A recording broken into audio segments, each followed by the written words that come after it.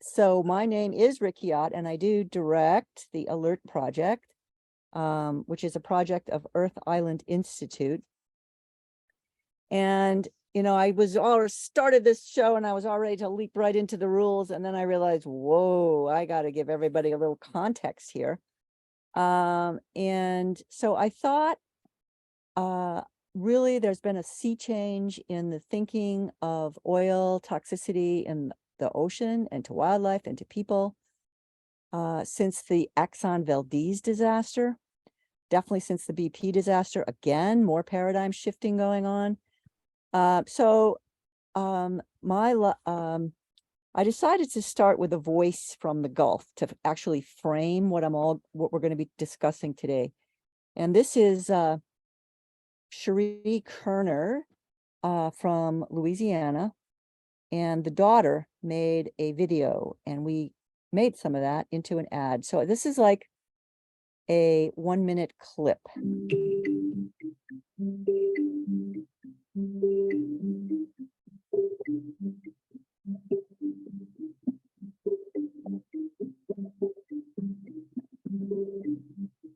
When the doctors came and asked us if he'd ever been around chemicals, we both said no, because we never had any idea that his activities were lethal, nor would they cause a problem 8 years later.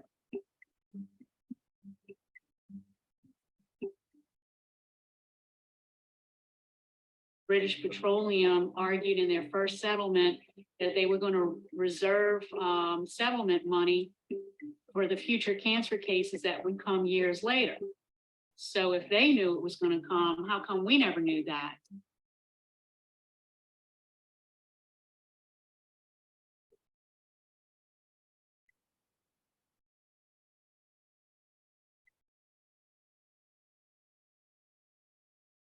"26 years and counting. It's 4 more years since EPA started its, finalized its rules.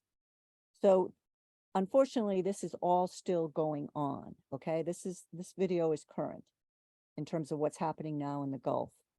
So with that in mind, we are going to take a step back and look at the map, the legal map that got us to where we are here now.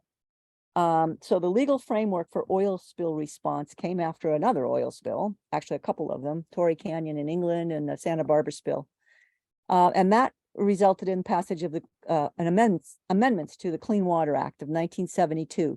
And in that, those amendments, the EPA was directed, well, the president was directed, president designated EPA, to create a National Contingency Plan product schedule to identify dispersants, chemicals, and other products, and here it goes, that may be used during oil spill response, the waters where they may be used, and what quantities can be used safely in such waters. May is a good word, but it's a permitted word. It's permitting objectives that may occur. And EPA, under these two permitting objectives, developed a national screening protocol with standardized lab tests for toxicity and efficacy using a reference oil. And basically what this was it was a way, it's like a shopping list, this schedule where you can look and you can compare toxicity of various dispersants, and you say, oh, this one has less, and I'm going to use this one, or this one is more effective in cold water, so I'm going to use this one in the lab. Okay, these have no ecological relevance. They are relative to each other only. So where does the relevant to ecological conditions come from? That's the third part of this Clean Water Act, which is, okay, as soon as I figure out how to advance. There we go. What quantities can be used safely? That can is another word I like a lot better. It's a it means like it has to be done. It's a performance-based objective. Is this product demonstrably safe to use with the species in our area and our waters? Something that might work in Alaska might not work so well in Louisiana, and vice versa. So this was where the rubber was supposed to meet the road. You've got this list, which products work in our waters. Before that could really get answered, and actually, based on the current science at the time, I don't even think it could have been answered. We had, unfortunately, the Exxon Valdez oil spill in 1989. And out of that spill came much more sophisticated science with wildlife and very rudimentary science on people, human health, worker health. So here now, this is the legal framework that was in place at the time of the Exxon Valdez oil spill. And also I'm going to cover why it failed. We had, under the National Contingency Plan, a national plan and a team, national response team, one. Okay, that kind of sets the overall guidance and directives for the 13 regional teams that have both planners and responders. And those are federal and state government agencies. And that was it. Okay, and basically what we found was that this framework failed to protect the waters, in this case of Prince William Sound, because the testing protocols that were in place allowed toxic and ineffective products to be used based on rudimentary science, right?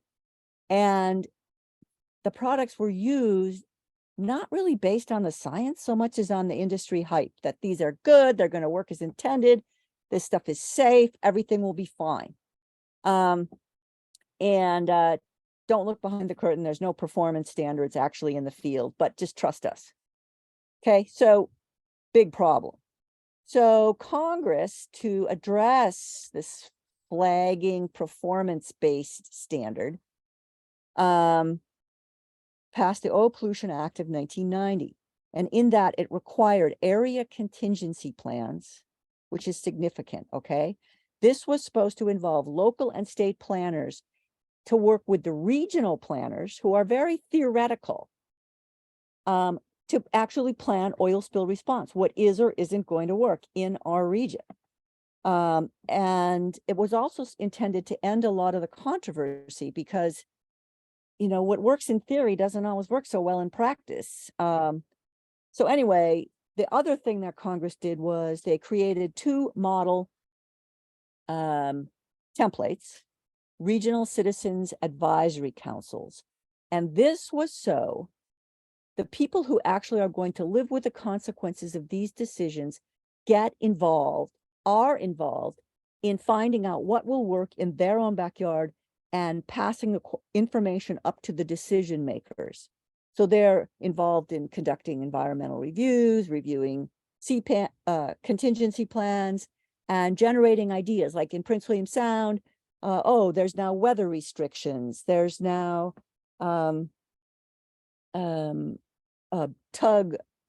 state-of-the-art tug escorts. And this is all because of the citizens being involved in wanting to safeguard our own backyards. Okay, so we have the Oil Pollution Act. In response to the Oil Pollution Act, EPA amended the rules governing dispersant use and a lot of the other parts as well. And because there weren't really area plans before. And instead of taking the time to work with the people and the state planners, the regional planners usurped area contingency plans, supplanted them with something called pre-authorization plans. And pre-authorization plans are all accelerator, no brakes, gung-ho dispersant use. And they basically strong-arm states that weren't oil friendly, and states that were oil friendly went along with it. dispersants can be used in our coastal waters and offshore. Yes, stamp, rubber stamp. And also RCACs only formed in Alaska. They just, we never got them started anywhere else. There was never any expansion of them. So with this all in mind, it doesn't really look like what on the left, what we failed to protect was actually corrected. And in short, it was not. But before we could address this, we had the BP Deepwater Horizon oil spill in 2010. Another big mess. And in this case, it was much bigger than the Exxon Valdez oil spill, unprecedented use of dispersants to what would have amounted to be the 6th largest oil spill in the nation. That's how much dispersants were used. 2 million gallons or so. And lots more people got sick. And in general, it was, and it still is kind of a big mess. And this is what's working its way through the courts now with toxic torts. All right, so everybody kind of sat up and went, okay, lessons learned. We really need to amp this up a bit. And EPA once again updated the rules. Oh, well, in amping it up, I should say, this is when our lawsuit came in. It's like, we're waiting, not any longer. We need better rules now. So we sued under the Clean Water Act that EPA has to update based on the current science, and we sued under administrative procedures for unreasonable delay. 28 years is a bit of a long time. So EPA's new rules. Now I'm going to jump in and describe like 5 or so of the main key fixes. So under the 1994 rules, toxicity tests were based on standard lab animals. Again, the tests were relative to each other products, not the ecology of the place. The efficacy tests under the 94 rules were based on 2 medium crude oils, and they were averaged. So you could get a oil that flunked the efficacy test in cold water, like North Slope crude in Alaska waters, and average it with Louisiana sweet crude, and it would pass the efficacy test. No relevance whatsoever. So under the 2023 rules, EPA took a giant step forward and completely ditched acute toxicity testing to be the threshold, and instead went with the more sublethal tests based on standard lab animals, and I'm going to get to that. But this is a much stronger, more sensitive standard, and more realistic. Still, it's a lab test, but it's more realistic. The efficacy tests are based on one oil at 5 degrees C and 25 degrees C, not average. Just for your information, the temperature down by where the BP well blew was probably between 2 and 4 degrees C, okay? So not as cold as they were actually using the dispersants. Now, that little asterisk is about something else that EPA required. The first 2 tests are what it takes to get a product listed on the product schedule. The third thing with the asterisk is supplemental tests. EPA is now authorizing the regional response team to get supplemental information and to do these exact same tests on species that are relevant to the areas, to their areas and their species. We have the power to do this now. So let's talk about power here and authorization of use, because you see that word may right there. So authorization of use, who? Under the 1994 rules, the national and regional responders used the pre-authorization blanket to just use dispersants during oil spills. And it was during oil spills that these decisions were made because of the lack of really advanced planning. And there was this blanket exemption where the lead responder could use basically any product, including ones not on the schedule. A lot of agency discretion here. So, Alert and Allies has been hounding on every one of these issues since I think 2012 is when we started our petition process, 14. And then anyway, the rules came out in 2015 proposed. So we've been at this a while. Under the 2023 rules, EPA clarified authorization of use. And they wrote that local, state, and regional planners shall address pre-authorization. If there is even any, you don't need to do pre-authorization. You can do case-by-case basis every oil spill if you want. So, and pre-authorization is to be addressed as part of planning activities, not as a standalone thing. The area contingency plans must be reviewed regularly. They must be kept updated with the current science and the current technology and the current lessons learned from big spills. The next thing was that it's the RRTs, the regional response teams, that may require supplemental information during planning and response. Okay, so we're going to flag that to think about, because it's these regional planners again, these theoretical guys. And the exemption, the blanket exemption, is now restricted to 24 hours. So we're much better with all this. Information and communication, disastrous, okay, under the 1994 rules. The ingredients were secret. It was protected information.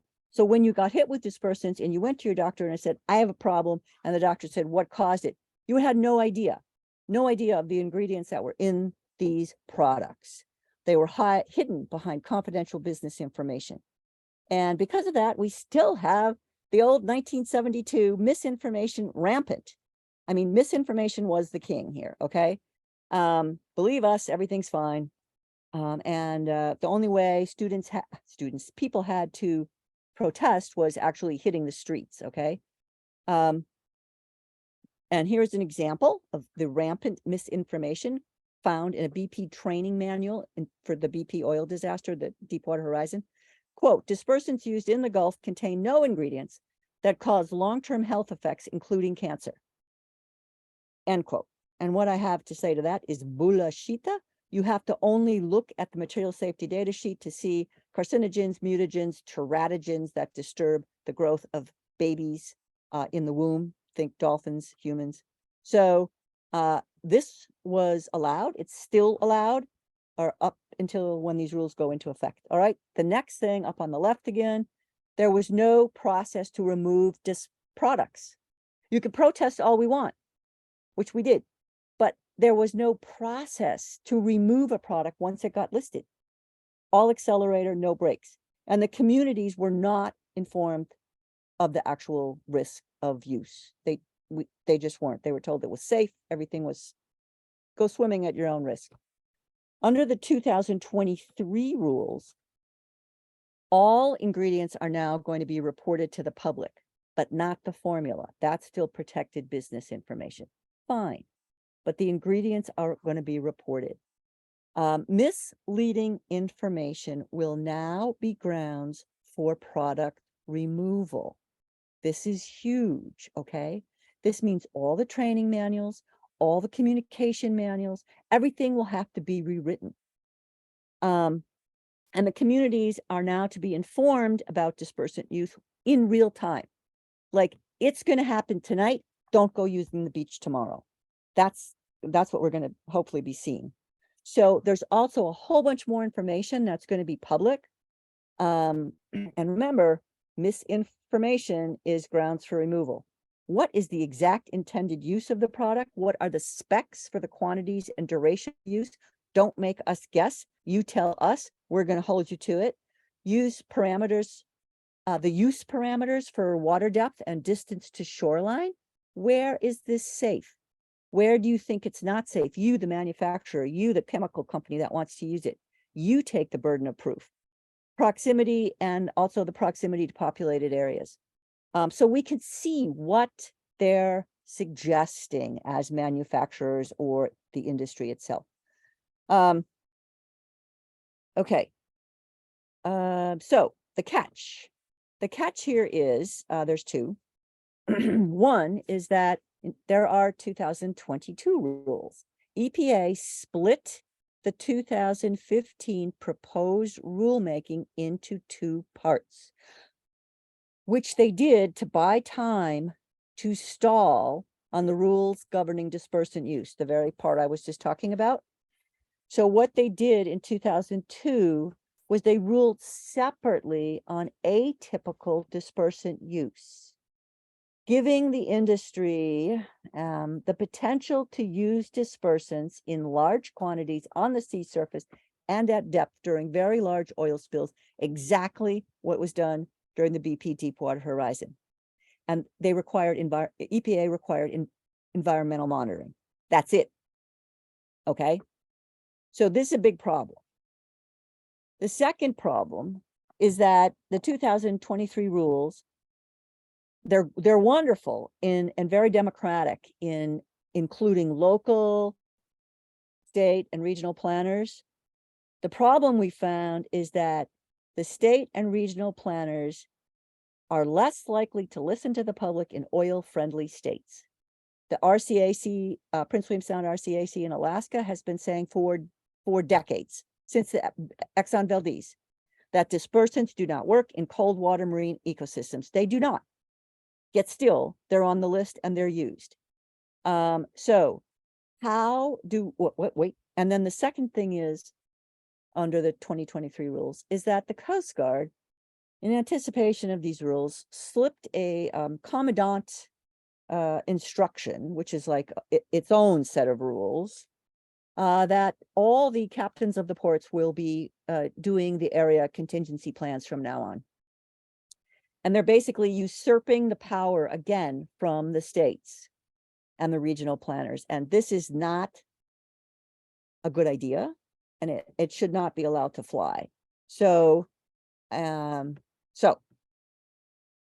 I only became aware of this last year. Anyway, okay, so the question here is, how do we not repeat history, and how do we raise the bar for everyone, including the people who live in these oil-friendly states? So here we now flow into the next steps, and the conditional use, and the reason there's a question mark is because this all depends on us, right? So we have, under these rules, these 2023 rules, a conditional use period. It's a 2-year period for retesting and relisting products from when these rules go into effect on December 11th of this year, triggers the 2 years, to December of 2025. During this time, old products may be used. Okay, danger, danger. So to me, this immediately begs for some conditional use rules. What might those rules look like? Well, what we, Alert and allies, are going to suggest, we're discussing that now. What's being discussed is revoke all pre-authorization plans. Okay, that's a no-brainer, because we're not going to have time to set up these area contingency plans and area committees before December anyway. So everything that's been done before this is kind of bad. Revoke all pre-authorization plans. And then simply no use within territorial seas. We're talking 12 nautical miles of shore at any depth. No use within 12 nautical miles of international borders. It's 3 nautical miles right now, right? We're bumping it up to 12. No use with within 12 nautical miles of or in protected areas, marine sanctuaries, marine refuges, stuff like that. Monuments, national monuments, all marine. And no use in water colder than 5 degrees C or any subsurface waters. We don't want subsea dispersant injection happening, for a lot of reasons. One, it was ineffective, but anyway, and nobody has a clue what it's doing to the biota down there. Anyway, now here's the one I want to consider. for you all to consider and sort of cast a vote on this before we open it up for questions. Just and Adam is going to tally votes. We are contemplating asking for restricted use on a case-by-case basis on offshore surface waters seaward of 12 nautical miles and in waters deeper than 300 meters for 5 days or less, and only within 5 nautical miles of the source. And the reason for that is, see, we're already getting votes. Woohoo! The reason for that is that the science supports this, but common sense really doesn't. What we have here is that we learned from the BP disaster, the sun actually, the oxidation of the oil at the sea surface is now known to be the primary transport mechanism away from the ocean. And where does it go? It goes up into the air as secondary organic aerosols that are minute and tiny and get caught up in the hydrologic cycle, and they get blown back to shore and they come down as rain or as sea mist. They're carried for miles, and in fact predicted during the BP disaster, were measured in coastal communities, but they were predicted to go as far as like 80 miles or so inland. So that's what we're towing with, yay or no, yes or no on restricted use. Okay, so before you might vote, you might want to consider this. There's a couple other things. And I'm just looking at the time here. This is about the human health. What have we learned? Okay, this is the paradigm shift in a nutshell. Think of the human body as a rain barrel, okay? And toxic dispersants, here shown as Mr. Ick, or toxic chemicals, your choice, are entering our bodies. We take a breath from the food we drink, food and water that we drink. And this is happening during our lifetime, okay? And we're also born with a certain number, almost up to 300 now, toxic chemicals coming through the umbilical cord. So this current paradigm is very dose response dependent, okay? Which means the more chemicals, the greater the dose, the greater the harm you're going to experience. And there's different ways of monitoring it, but one way is through an immune system allergic reaction, where it's a immunoglobulin mediated response. Okay, so that's the current paradigm and current understanding, very woven in. And so are all of our HAZWOPER, hazardous waste operations, and emergency response regs. We assess human health risk based on dose. Now, you get more chemicals in, your body your rain barrel might fill up, at which point you go symptomatic and you get these symptoms and you're sick. Okay, that's the current paradigm. The emerging paradigm is that there's something called mast cell activation and chemical sensitization. It's also an immune system function, but it happens within the cells, not outside the cells. And the way this works is, again, here come the rain of toxic chemicals. But the first time you get really exposed, small level, bigger dose, it's called an initiation event. And your mast cells get activated. They're like little bodyguards, and they go on point that they have a cellular memory. This particular exposure is bad for us. So you get a bunch of symptoms, okay? And then you get better. It fools your doctors. Usually your general doctors, because of the symptoms are colds and flu-like symptoms. I mean, nothing that really you wouldn't go to to your general, just go to your general doctor, not the emergency room. But really, this could be more. So then you get more exposures a second time, and this time your body way overreacts because your mast cell memory goes on full alert and says, whoa, we have a big problem. So what we've got here is the old paradigm is outside the cells, and this is what the permissible exposure limits are all based on for acute exposures, versus the new emerging paradigm is that the PELs really aren't relevant.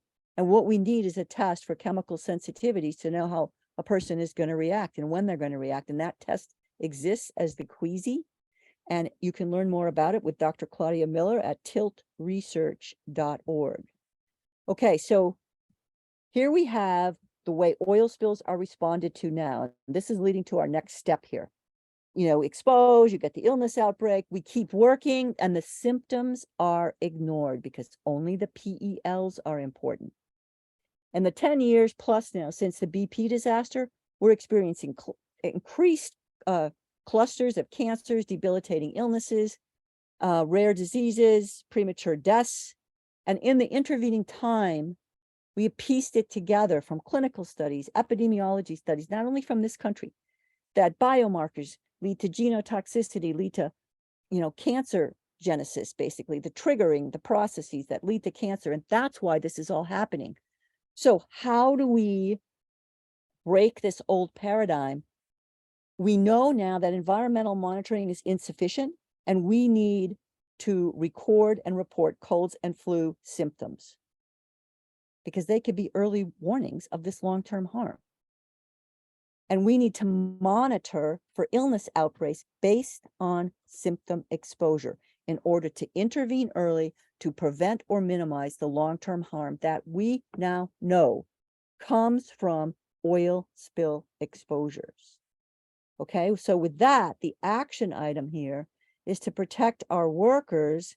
What we've already petitioned, Alert and Allies has already petitioned OSHA to record and report cold and flu-like symptoms during oil spills. We would like to petition OSHA next to include symptom-based health monitoring and surveillance and training for all workers so that the workers know what the symptoms are. It's not just a cold or flu. And there was something called the Vessel of Opportunity program that was used during the BP disaster, used all the way back Exxon Valdez. And some states now are starting to start these programs up, and it's a little higgledy-piggledy.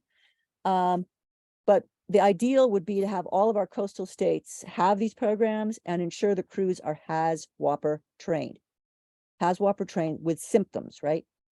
So for public health, the thing is, forget it. We monitor for wildlife. We don't monitor for human health, for workers or the public. So the public are also getting all these cold and flu-like symptoms. They're experiencing exactly all the same things, cancers and diseases that I showed, and nobody's paying any attention. So there's already one state, California, that's done this. They've created a public health assessment unit.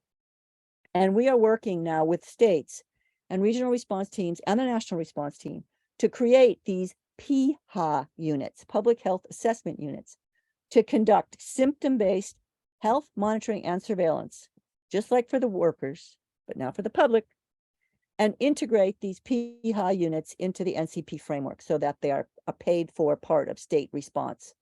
So the state controls these public health units, not the oil industry or the Coast Guard. Okay. All right. So, and the last one is engage the public in planning and monitoring. That's the kingpin here. So the national response team needs to clarify the scope and duties of the regional response teams to establish binding policies and provide quality information to the area committees that are now supposed to be happening. It's not supposed to be the Coast Guard making this all up. And these area committees are then supposed to work with the local people, the state planners, make informed decisions and do the area contingency plans, not the Coast Guard solo. The second thing we would really like is to implement a companion regional citizen advisory council for every regional response team, because the people who live with the consequences of these decisions should be the ones to conduct baseline environmental monitoring, conduct the supplemental testing. Do you want the oil industry to conduct the supplemental testing? I hope not. Review the contingency plans and gather, hopefully, what will be health monitoring data if needed, when needed, so that we know our neighborhoods, we know where we should go with this. And of course, we want these RCACs to be funded through the Oil Spill Liability Trust Fund as part of oil spill prevention and response planning. Now I'm going to leave you all with a gift, and the gift of all this work and pain and suffering and God knows what all are two big things. EPA's rule on protected information, saying there can't be any, that you're going to disclose the ingredients. This can be applied to other products. Think pesticides, fertilizers, herbicides, food, everything. Okay, it just takes a little imagination to do this, and a little caring. And the second gift is EPA's rules on false information, because this can be widely expanded, because right now corporations are legal persons. Legal persons have a First Amendment right. That First Amendment right, freedom, money is speech. They can lie with money. So when persons, human or otherwise, provide, quote, misleading, inaccurate, outdated, or incorrect statements on, quote, labels, advertisements, technical literature, and electronic media, there can be consequences. In the case of the oil spill, we get to remove your product from the list. But what else could it be? Sure, they're going to lie, but there needs to be consequences for lying, and we haven't really, done anything about that. So with that, I didn't get a chance to practice this beforehand. Can you tell? I'm going to pass it back to my teammates there. Well, Ricky, thank you for presenting that. That was amazing. And thank you for your work on the ground. And yeah, super interesting about the contingency plan, how, of course, yeah, they probably want to use industry scientists, which obviously, is probably a bad choice because they're going to lie, and they can, it's all about the money. With that being said, I do want to pass it over to Rosemary to talk a little bit about the contingency plan in her role as plaintiff and environmental environmental advocate and mayor of New Wixit. So without further ado, I'll pass it over to Rosemary. Hey everyone, I want to thank Ricky and Pam and everyone that joined us for this conversation. It is a very important discussion. I live in the village of New Wixit, and I was elected as mayor a year and 8 months ago. And my process, I have to say I'm speaking as an individual because we have a new media policy for our city, and I can't speak as a mayor because this process didn't go through them yet. But it is important to bring why did I get started in this. I live in a small village of about 500 people on the North Slope, and we have become surrounded by oil and gas activities. As a community health aide, I was taught the things that we listen to in a lung for people when they get sick. And there were things that we did to help people breathe. And when I first started, only one person used medicine to help them breathe. I started asking questions because things started changing. Oil and gas industry got 30 miles away, and now I'm spending hours every night helping people breathe. One thing I started to notice was that there were flares from the oil and gas development process. And when there were nights where we had 30 or more flares nearby within 60-mile radius of our village, those were nights that it got to be so bad that I couldn't get sleep at home. I ended up helping one person breathe, then another, then another. Lo and behold, fast forward to now, living through this process, we've had these big events that oil has come out of the ground and has spilled. But not only oil, our village went through the CD1 gas leak last year, and having that event put evacuations within 7 miles of my village, and people in my village evacuated because of their concerns for their health. Family members were already being sick. They were afraid because we had a previous event with the Repsol oil, gas leak that happened 17 years prior. And people were really worried when busloads of workers were being brought by our community, evacuating away from the North Slope in this event. What did that mean? I had people call before that event happened. I ask these questions because you can hear the changes in people's lungs as a health aide, you have a stethoscope, you ask people to take a deep breath and you're listening. You used to hear just a little bit of sounds and you would give that person medicine and it would help them breathe.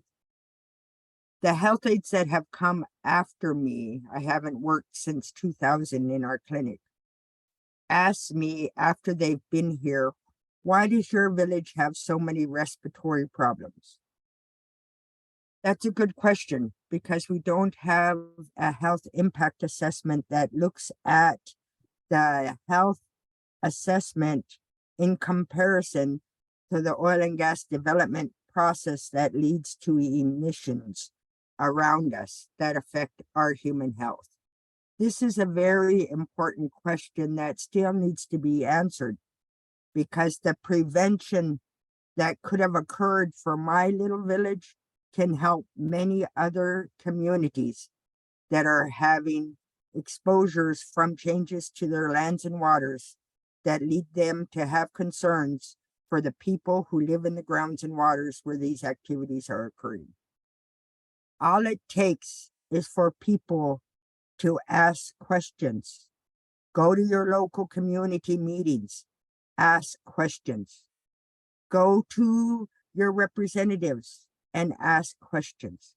Go to agencies like ACAT and Alert to ask questions. Because I went to our local community meetings and I wasn't getting answers. I had to work very hard looking for answers from many other people who could help me with questions that I was sure was related to Ricky's discussion at the end of her presentation, the tilt issue. Small particles were causing people to develop reactions within their body, and they got to be very bad. Some of our people have had severe reactions and are being medevaced out. When you have a bad event, there can be many people medevaced out during this process. When you are so far away from the help of a hospital, you really work hard to try to find ways to protect your community. And that's what I've been doing ever since I started in 1986, because I care about the health of my village. I care about the little eyes that come into our community. And I care about other communities who may be experiencing similar symptoms and problems. I talk with other people who are living in communities because they ask questions like I ask questions. And when we talk together, we build the volume of people who are asking important questions. We're doing this Zoom meeting so that people can hear our concerns and elevate the volume of questions that are being asked about this very important issue that will not only affect our lives, our children's lives, our grandchildren's lives, and the many other generations to come if we don't ask these important questions and we don't fight for the answers to come. I worked with Ricky and did tours on the North Slope because she brought in education that was important to help our communities prepare to protect ourselves. Together, by working together and sharing these important questions and comments, we are raising the volume to build support for the many different communities, but we are all protecting the new little eyes that are being born into our village. The strength of those eyes are depending on the volume of unity that we create from these meetings. That's why we do this work. When you answer a call and you see a small child having trouble because of changes to the lands and waters where they live, and you're very far from help, you get very aggressive and asking questions. And I continue to ask these questions because I didn't get the answers. But having these answers come through people like Ricky and Pam and all the other communities that are asking these questions, we are going to prevent the severity that has happened from the Exxon Valdez and from the Gulf of Mexico from continuing to occur. Families suffered from these events, and we want to make sure our families grow strong and continue to live in our lands and waters without these risks. I want to thank you all for giving us this time. I know we've been very busy, but I want to give Pam her time. And thank you all for joining us. Thank you for the words, Rosemary, and yeah, just the point of view from like living this experience on the North Slope and having to deal with it. It's a tragedy and it's environmental injustice, and we thank you for the words. I do want to pass it over to Pamela Miller to talk about her work as a plaintiff on this case, and then we'll have a short Q&A section right at the end. Pam, take it away. Yeah, thanks so much, Adam. And I just want to say I'm honored to be a part of this speaking with both Ricky and Rosemary. So thank you both so much for your wise words and all of your incredible work. And I want to start by thanking all of our fellow plaintiffs in the lawsuit of which Alaska Community Action on Toxics was a part. The Alert Project of Earth Island Institute under the leadership of Ricky, Cook Inletkeeper, Center for Biological Diversity, Rosemary as an individual plaintiff, in Kendra Arneson, a mother and shrimper from the Gulf. And we were represented by the University of California, Berkeley Environmental Law Clinic with the expert legal counsel of Dr. Claudia Polsky and her law students, an amazing partnership. And many of us have been working together for years before to prevent offshore oil and gas development, for prevention of devastating spills, knowing that oil spills cannot be cleaned up, and to seek justice for the oil spill workers affected by the devastating Exxon and BP oil spills, the communities in the spill affected areas, and the wildlife harmed by the spills as well, and the massive quantities of toxic chemicals used on these spills. I'd like to recount some of the history of our work together and why we've been involved in this. And this, I think, illustrates the importance, and I'm going to use a nautical term here, of staying the course over the long term, the investigation and the science, respecting the knowledge and wisdom of the workers and the communities who are going through this, often way ahead of academic scientists, and the importance of nurturing these relationships that we have. Following the Exxon Valdez oil spill, it soon became apparent that many fishermen and other workers on the spill were becoming sick. And in 2001, Ricky asked ACAT to work with her to systematically investigate Exxon's cleanup and the persistent health problems that affected so many thousands of oil spill workers who had spent weeks and months immersed in oil for long hours, breathing in and absorbing oil and the associated chemicals, including the dispersants, without proper protective gear or training. And then in 2003, we were fortunate to work with Annie O'Neill, who was at that time a graduate student at the Yale Medical School Department of Epidemiology and Public Health. And she worked as an intern at ACAT and with Ricky and me to conduct a systematic health survey of Exxon Valdez oil spill cleanup workers. It was the first attempt to assess the chronic health problems among the Exxon Valdez oil spill workers. And she found that workers who had jobs with more exposure to oil mists and oil solvent aerosols had greater prevalence of respiratory illnesses, neurological impairment, and chemical sensitivity than did workers with less exposure. Inhalation of oil and oil solvent aerosols and mists has compromised the health of thousands of cleanup workers. And this held true also, of course, with the BP spill in the Gulf. This led us on a quest to prevent the unmitigated use of dispersants, these untested toxic chemicals that had been used in huge quantities on oil spills, and then ultimately the litigation that led to the decision described by Ricky and Rosemary.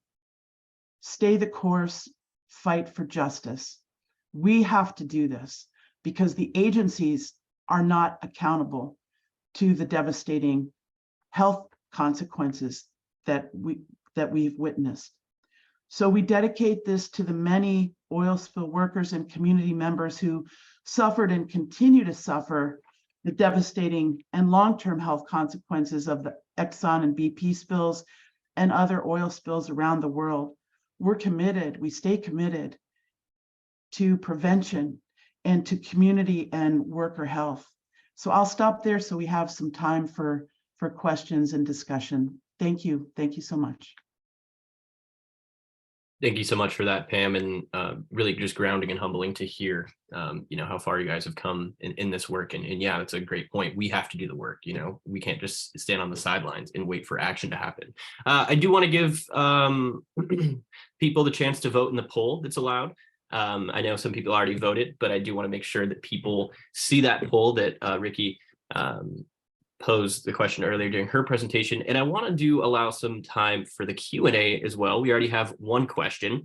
Leslie asks, what options do we have to remove Corexit dispersants from the NCP effective immediately due to misleading information during the Deepwater Horizon spill? Example, BP's Bob Dudley's comment, Corexit is similar in toxicity to dish soap.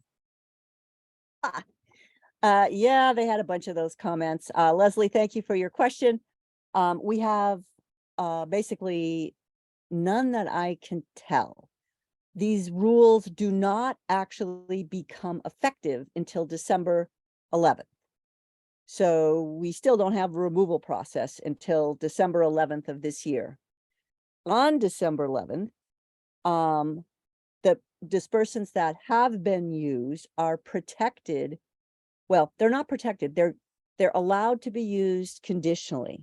But the removal clause is also in effect starting on December 11th.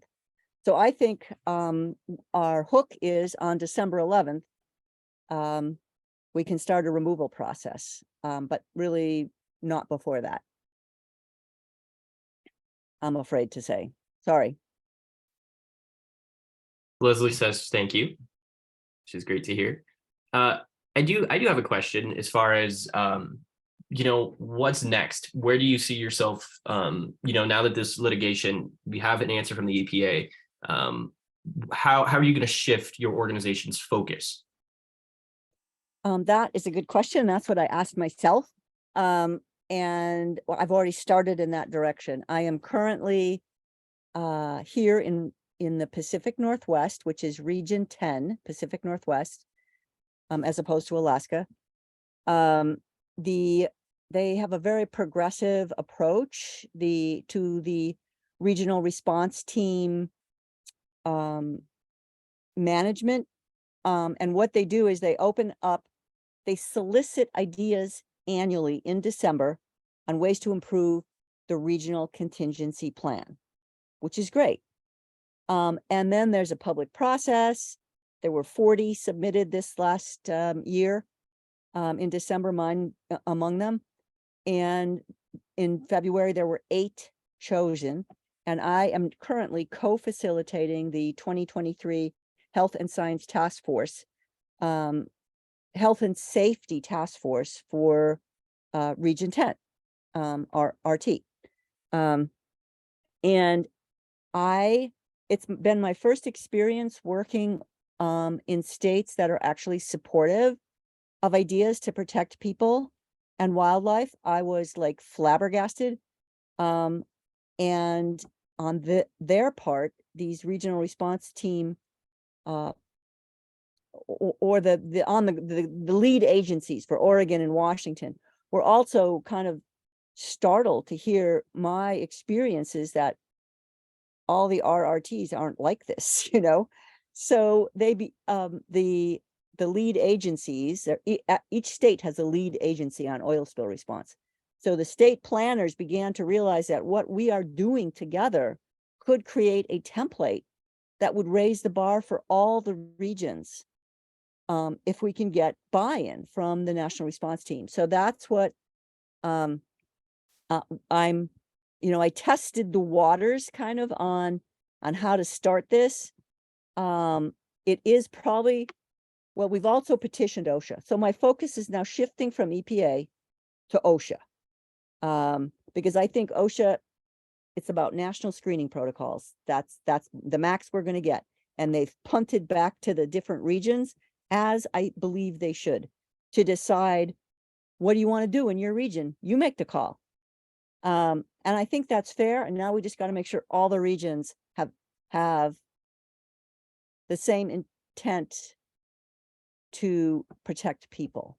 And so I'm trying to get internal support from RRTs to pressure the national response team to actually just do this, to provide guidance, to adopt our contingency use rules, to say, hey, it's about area committees and area contingency plans, not the Coast Guard. It's about local and state planners. Do I think I have a chance? Yes. Why?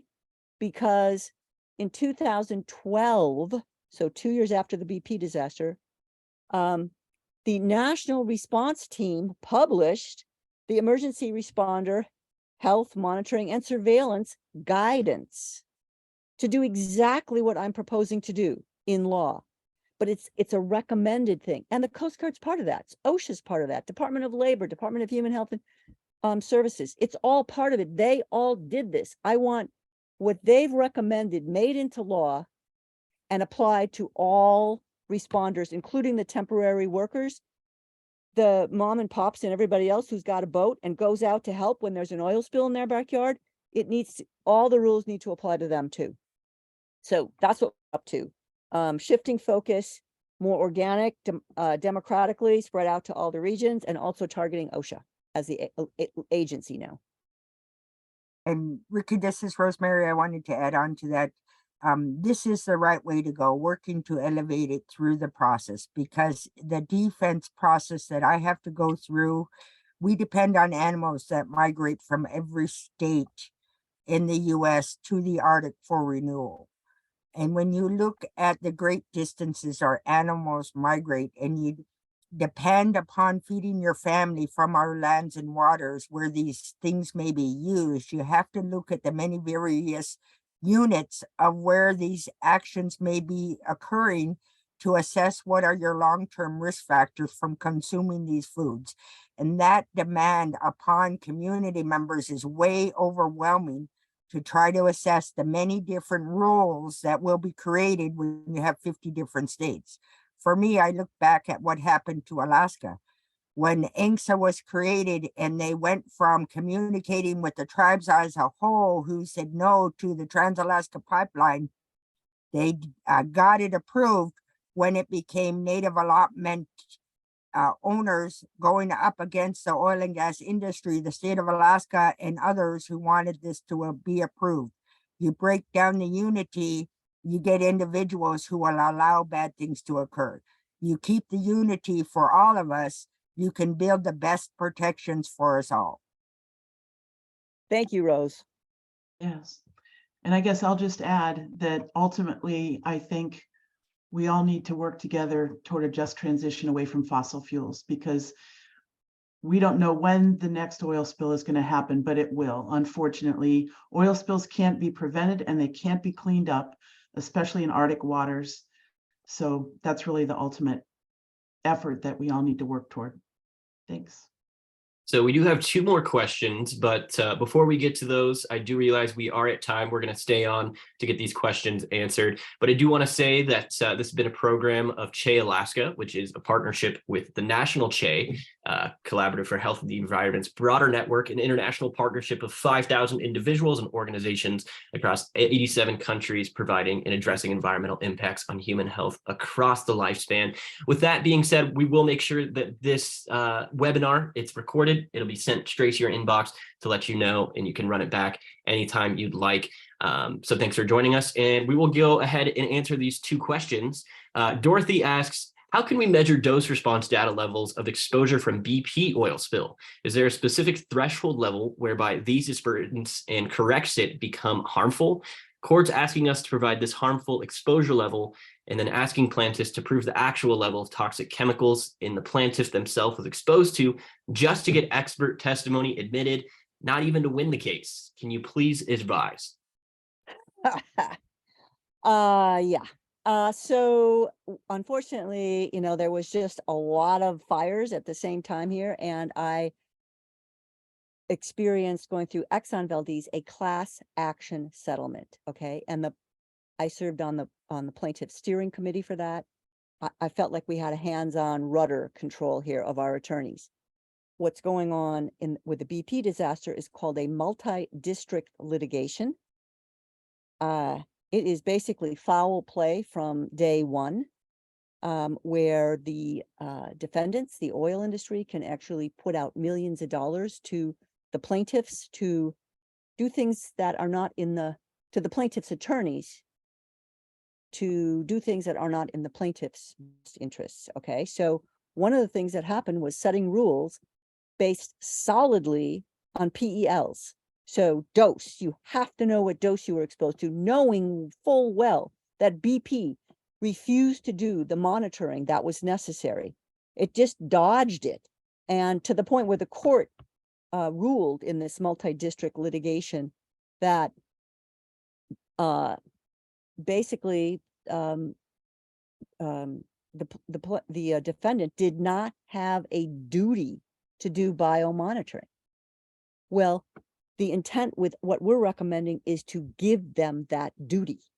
Okay, so to answer Dorothy's question now, I think there's been over 5,000 plaintiffs. 4,500 of them have been, in my opinion, wrongfully dismissed because they could not produce a dose.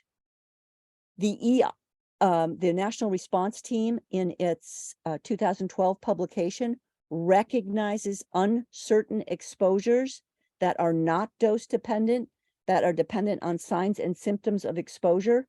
The court missed that. Okay, so it's only going on PELs. So what we're going to try to do for the remaining 500 cases is get some amicus briefs in and some other stuff saying this is a validated procedure. This is the mechanism is known and published in peer-reviewed literature. It's also in the mandatory Appendix A for the HAZWOPER regs.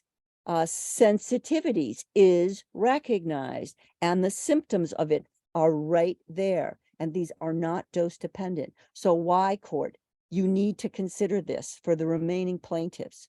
You need to consider non-dose dependent. Dose, I just think going after dose is a dead end at this point. The levels, PELs are usually set on very high levels and acute exposure, which the spill was neither. It was out at the source, yes, but closer to shore, it was chronic exposures over 5-6 months. Had nothing to do with PELs. It's like they're on the wrong train here. They're never going to get that answer on the wrong train. So sorry, I can't be more excited about that. Well said. Leslie asks, who actually does the testing on the dispersants that will be evaluated by regional planning committees? Okay, so there, like I talked about, thank you, Leslie, the submission, the information required now for product submission is like exponentially greater than what it was in 1994. Okay, so what EPA has done is retain the reference oil. So everybody's testing to this reference oil. EPA is going to do its own acute toxicity tests with the oil alone. Okay. So in the past, the industry has said, oh, our dispersant is less toxic than oil. Well, they can't say that anymore because now EPA is going to know what the toxicity is of the oil alone. So EPA has required a toxicity test just of the dispersants and the oil and dispersants by the industry. But now it has kind of the golden rule here. It knows what the toxicity is to oil alone. So if it's less, then maybe the dispersants are worth something. If it's more, then they're not. That's going to be a very helpful measure. Okay. So That is under industry control, the sublethal tests, the acute tests, for their product submittal. What EPA did was say, guess what? You can do supplemental testing. And they didn't say who. They did say how. It has to be certified labs and all this. But they didn't say, I mean, they didn't rule out. We don't have to go to the oil industry and ask them for supplemental tests. We can do our own. We can use our universities, the way it works in Prince William Sound is that we, the people in Alaska, have a very high trust factor of our Prince William Sound. It's us. And if they say this university is going to work with us, we believe them. Okay. So I would imagine that other states would have, hopefully, we get these RCACs and it's the citizens that do the tests. Right now, without RCACs, it would be the state, hopefully local, state, and regional planners deciding who does the tests. It does not have to be the oil industry. Communities need to work to create their own research and monitoring if there's an event, to make sure that they have a research project that is done community owned, community controlled, multi-generational, and educational factor in which you create a reaction from the information you gather to change the way changes occurs to your lands and waters. Thank you. What Rose is talking about is community participatory research. Pam Miller had to step off, but this is exactly what ACAT does. And I let the people, like in East Palestine, know after that disaster, that train derailment, about community participatory research, the lead organizers there, and they were already dialed into that because they'd already had numerous other disasters. So it's all about community participatory research. Thank you, Rose. That's what we need. Well, thank you both for the perspective. And, I think Alaska is in a unique position too, just because of we are, the grasshopper effect and a lot of these chemicals traveling on ocean and wind currents and bioaccumulating in subsistence foods, right? That's another piece of the puzzle. With that being said, I think we're going to leave it off there. I think we could keep talking about this for hours with our very special guests, Ricky and Rosemary. Thank you again so much. And we'll hope to see you again here next month. And this has been a program of Che Alaska Community Action on Toxics. Ricky and Rosemary, thanks again so much for being here. Thanks for the work. Thank you, everyone. Thank you, everyone, for participating. Take care, guys. Have a good day. All right.